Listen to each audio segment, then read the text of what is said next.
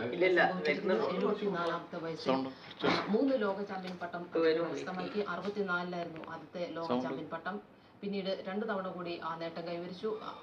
1960 Rome ഒളിമ്പിക്സിൽ സ്വർണ്ണ medal നേടി. ഇപ്പോൾ സംസ്ഥാനത്തെ കായിക മന്ത്രി EP ജയരാജൻ നമ്മോടൊപ്പം ചേരുന്നു. ശ്രീ EP ജയരാജൻ, മുഹമ്മദ് അലി എന്ന ഇതിഹാസം വിടവാങ്ങിയിരിക്കുന്നു. ആ ഇതിഹാസത്തെ കുറിച്ചുള്ള ഓർമ്മ താങ്കൾക്ക് എങ്ങനെയാണ് ഒന്ന് പങ്കുവയ്ക്കാൻ കഴിയുന്നത്? മുഹമ്മദ് അലി അമേരിക്കയിൽ വെച്ച് മരിച്ചു എന്നുള്ള വാർത്ത ഇപ്പോഴാണ് ഞാൻ അറിയുന്നത്.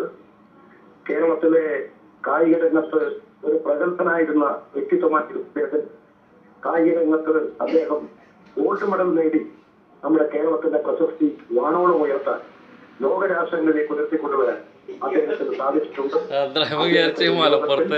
കേരളത്തിന്റെ ദുഃഖം, കായിക ലോകത്തിന്റെ ദുഃഖം ഞാൻ അറിയിക്കുകയാണ്. വളരെയധികം നന്ദി മിനിസ്റ്റർ. മുഹമ്മദ് അലി വിടവാങ്ങിയിരിക്കുന്നു. ബോക്സിംഗ് റിംഗിൽ ഇതിഹാസം. റിംഗിന് കേട്ടില്ലേ, മലപ്പുറത്ത് ഏതാ ദ്രമം മരിച്ചിരുന്നു മൂപ്പര് വിചാരിച്ചു.